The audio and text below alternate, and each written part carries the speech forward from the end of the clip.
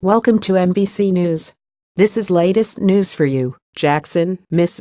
One Senate seat here may not be enough for Steve Bannon. If the former White House strategist gets his way, Mississippi's two long-serving establishment Republican senators won't be in office by the start of the next Congress. In regular phone calls over the past several months, Bannon has urged State Senator Chris McDaniel to challenge Senator Roger Wicker in a primary next year, and he also wants Governor Phil Bryant to send himself to Washington if Senator Thad Cochran, who is 79 and in poor health, retires before his term ends in 2020, according to people familiar with Bannon's plans. "We conservatives in the state, we're going to go after both of those seats, one way or the other," McDaniel told NBC News. The prospect of both Senate seats changing hands and moving from establishment side of the GOP to the Tea Party column makes Mississippi a key battlefield in the intensifying Republican Civil War. For Bannon, who is recruiting a small army of populist nationalist congressional candidates, it's a chance to strike one or two blows against Senate Majority Leader Mitch McConnell, our Kentucky, and the Republican elites in Washington, whom he sees as an impediment to President Donald Trump's agenda. It will also be a crucial test of Bannon's strength, along with that of allied conservative groups, in the shadow of the Alabama Senate race. Roy Moore, Bannon's preferred candidate in Alabama, defeated appointed Senator Luther Strange in a primary, only to find himself in a surprisingly competitive general election next month against Democrat Doug Jones because of allegations of sexual misconduct with teenage girls several decades ago. In the short run, Bannon, the Breitbart News chief and CEO of Trump's 2016 campaign, is focused on defeating incumbent Republicans as part of an effort to oust McConnell. The idea is that new senators will vote against McConnell for leader, and then incumbent senators, fearful of primary challenges, will follow suit. Mitch McConnell is a literal anchor tied to the hips of folks like Roger Wicker and Thad Cochran, said Andy Sarabian, a top advisor to Bannon. "We expect the anti-establishment wave we are seeing across the country today to hit Mississippi like a tsunami in 2018 and beyond." Over the longer haul, Bannon is hoping to take over the GOP with conservative candidates who can carry the torch of Trumpism long after the president is out of office. Trump, however, has promised Wicker that he'll be with the incumbent in Mississippi, according to a person familiar with their conversation, just as Trump has given similar assurances to GOP Sens. Deb Fisher of Nebraska and John Barrasso of Wyoming, who also are on Bannon's target list. Mississippi has shown that it's ripe for the kind of warfare Bannon likes to wage. In 2014, McDaniel, a hero of the Tea Party movement, outran Cochran, the godfather of the state GOP, in a three-way primary before losing to him in a runoff election. The race grew so ugly, establishment Republicans accused McDaniel of race baiting, and McDaniel claimed the election had been stolen by the establishment, that it left both sides scarred and looking for retribution. Two lawsuits filed since that election underscore the degree to which there's still bad blood in Mississippi's political circles. In 2014, McDaniel filed suit in an unsuccessful effort to overturn the election result, and conservative activists developed a hashtag, #RememberMississippi, as a shorthand for their frustrations with the party establishment in Jackson and Washington. In June, 3 years after McDaniel supporter Mark Mayfield committed suicide amid charges stemming from the publication of images of Cochran's wife in a nursing home, Mayfield's wife and sons filed a wrongful death suit against several Mississippi officials described as part of the Cochran political machine. Mayfield had been charged with conspiracy to exploit a vulnerable adult after a blogger captured video of Rose Cochran, who suffered from dementia, as part of an effort to cast the senator, who later married a longtime aide, as disloyal to his ailing wife. Mayfield was accused of helping the blogger locate Rose Cochran. Thad Cochran denied having an affair with the aide who became his wife in 2015 after Rose Cochran died. McDaniel said he's made a decision about whether to run against Wicker, but probably won't announce it until after the Alabama race on December 12. The core of McDaniel's argument would be that Wicker, who has represented Mississippi in Congress since 1995, is one of the institutional insiders who aligns with McConnell and a Washington swamp culture that maintains the status quo.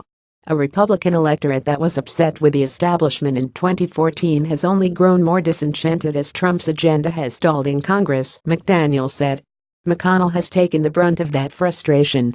We sensed a lot of anger in 2014, but it pales in comparison to what we're seeing now, McDaniel said. Mitch McConnell hasn't led in a conservative fashion. He is a part of the problem. He's not standing and being articulate in defense of our principles. Tea Party candidates like McDaniel have become adept at harnessing the increasing lack of trust among Republicans toward Washington, which in part fueled Trump's election. To the extent that trust is eroding, it creates this notion that people want the outsider, said Julie Wronski, a political science professor at the University of, who ran the Senate Republican Campaign Committee in the 2016 election cycle, has a lot of friends in national politics. But McDaniel has some big guns too.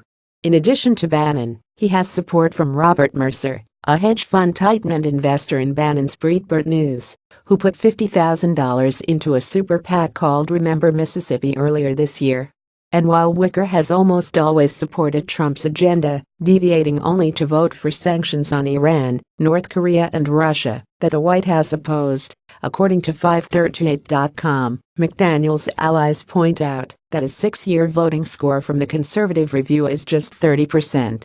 That figure reflects Wicker's support for spending bills and debt limit increases that kept the government operating and prevented it from defaulting, positions that were at odds with hardline of Wicker's record in Washington. McDaniel is ready to make the case that he's lost touch with Mississippi Republicans' values.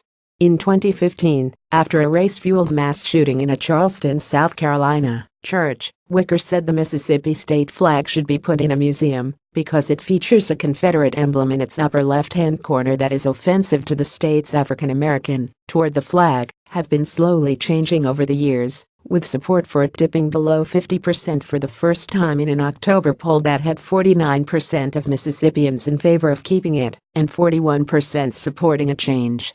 But most whites, most Republicans and most Trump supporters in the state want to preserve the flag. McDaniel said it will absolutely be a big issue if he runs against Wicker. The people of the state believe in the protection of history, and that includes the flag, and it includes statues, he said. Justin Brissell, Wicker's campaign manager, said his candidate isn't going to get caught flat-footed. He's got $3.5 million in the bank, and he's ready to match his record against McDaniel's in the state Senate, Brissell said.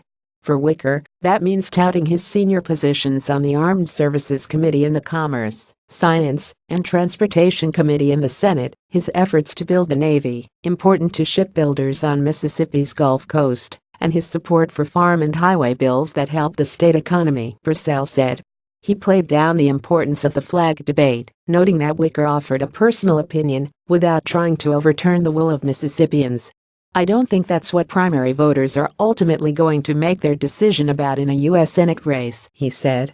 McDaniel hasn't been able to move legislation in the Mississippi Senate since his race against Cochran, which one person familiar with the dynamics of the state capitol attributes to the power wielded by Lieutenant Governor Tate Reeves, a Cochran ally who presides over the state Senate.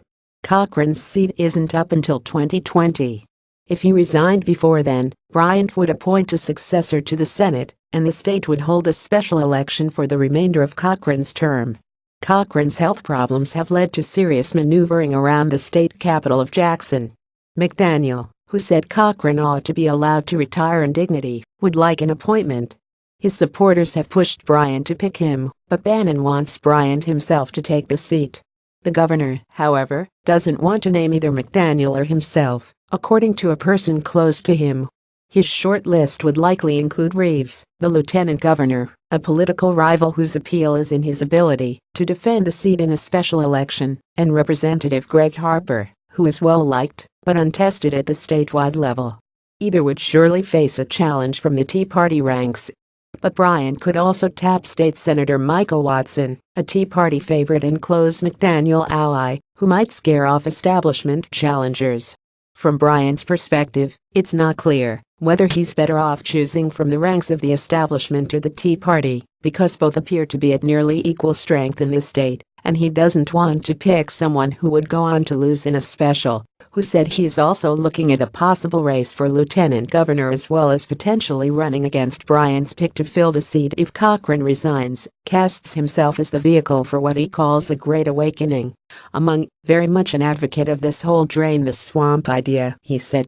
Washington has to be cleansed. For Bannon, Mississippi may offer a rare opportunity to do that, 2 seats at a time.